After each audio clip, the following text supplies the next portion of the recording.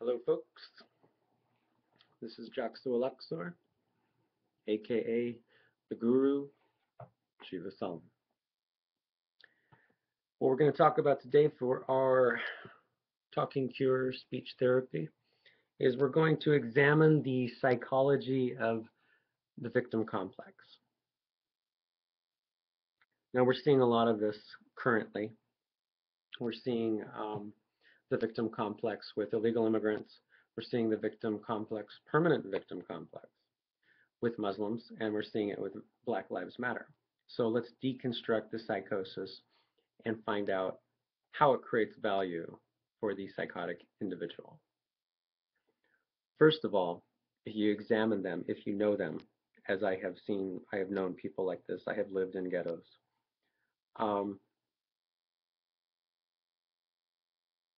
Not only do they feel that everything bad that happens to them because of whatever their issue is.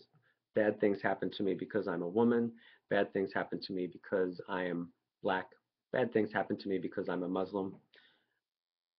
Bad things happen to me because I'm Mexican. I didn't get the promotion. I didn't get the job. Everything bad that happens. Now, at the same time, with this psychosis, they also feel superior and worthy and therefore entitled because of whatever it is that their issue is.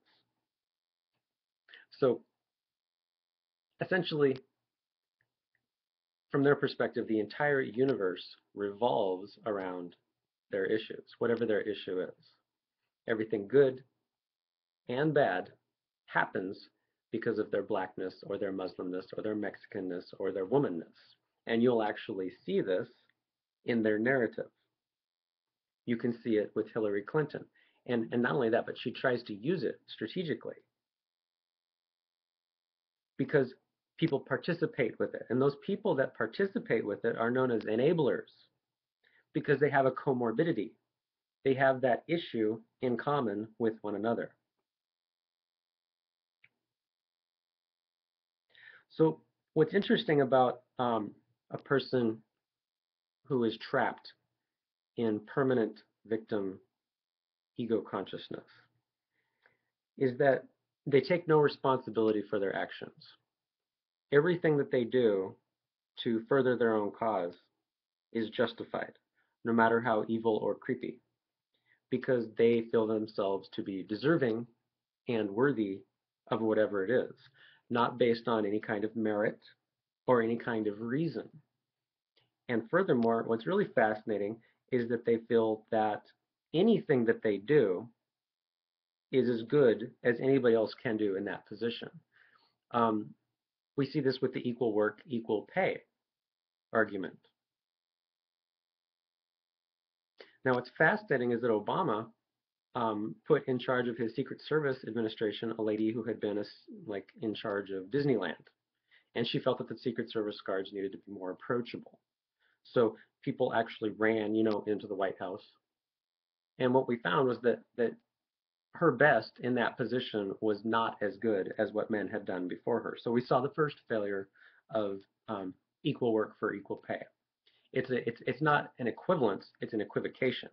That anything that this person does, regardless of merit or reason, is as good as anybody else could do in that position.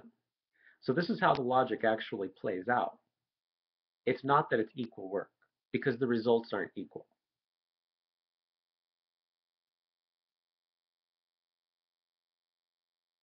Oh, and here's another thing is the lack of responsibility that the person takes.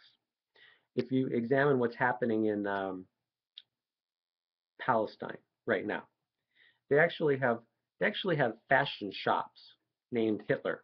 Hitler is not an Arabic word.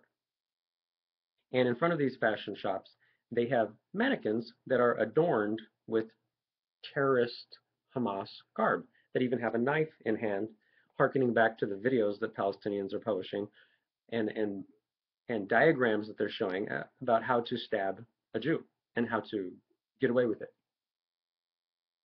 And they do. They idolize Hitler. They have Hitler propaganda and what have you. And this is the actual Hitler. You have successful shops in Palestine named after Hitler. So what's fascinating is when you have this permanent victim mentality, they are not responsible for their own actions, which is the definition of insanity. If if you are not responsible for your actions, then I have the right to defend myself from you because you're a crazy person.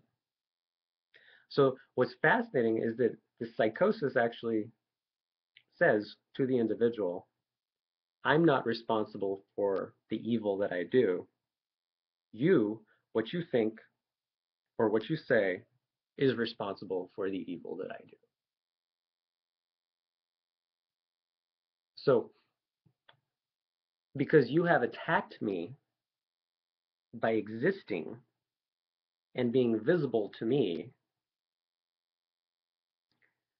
with your opinions and with your words, I have the right to physically attack you with violence. And that is the definition of insanity. A person in permanent victim consciousness is insane.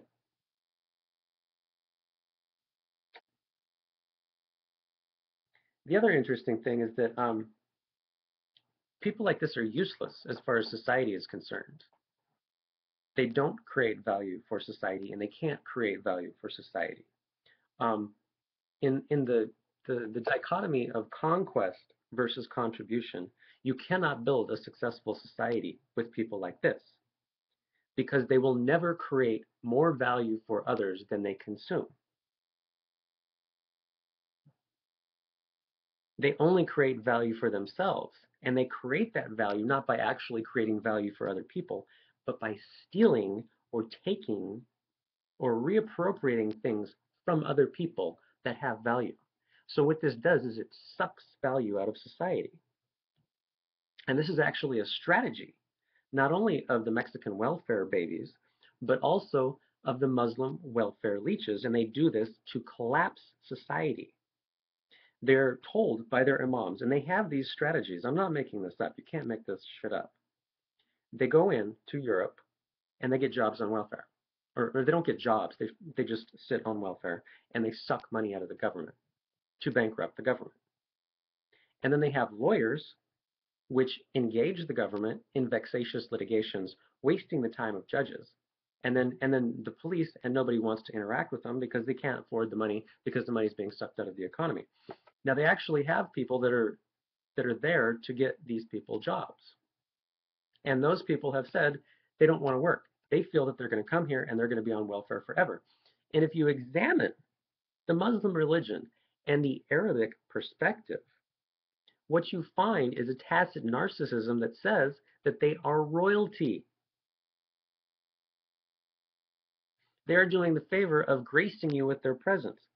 These people in their own countries are too holy and too royal to pick up their own garbage. They actually import abid, which is a negative word for slave, which we have words here that we can't say, and they bring these abid from Somalia to clean up their garbage. The same Muslims in Egypt put their garbage out on the street. Now they used the swine flu to kill off all the pigs that were roaming the streets in Egypt as an excuse.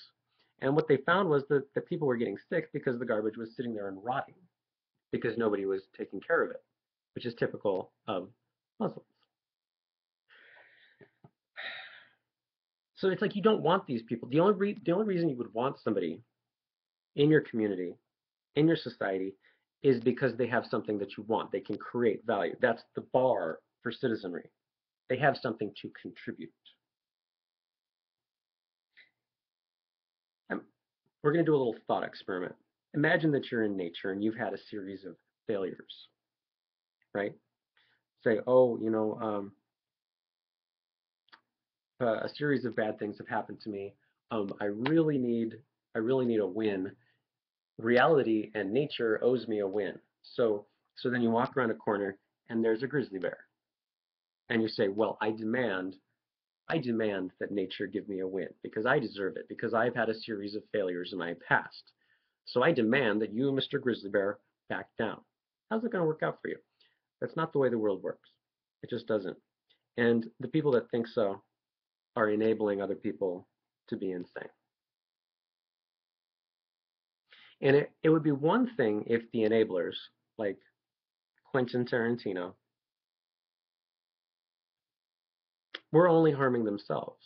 But the thing is that they're enabling these people to steal other people's resources. It would be one thing if you put the immigrants up in your own house, or you provided for them with your own resources, and you are responsible for whatever crimes they committed and whoever they hurt, and you went to jail with them for arguing. But these people have no skin in the game. They have no skin in the game. They're intellectual cowards, presupposed moral authorities. And when you argue, when you presuppose your moral authority and you argue as a moral authority, you risk nothing.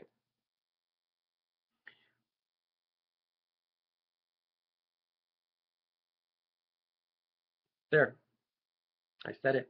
I feel better. Namaskaram.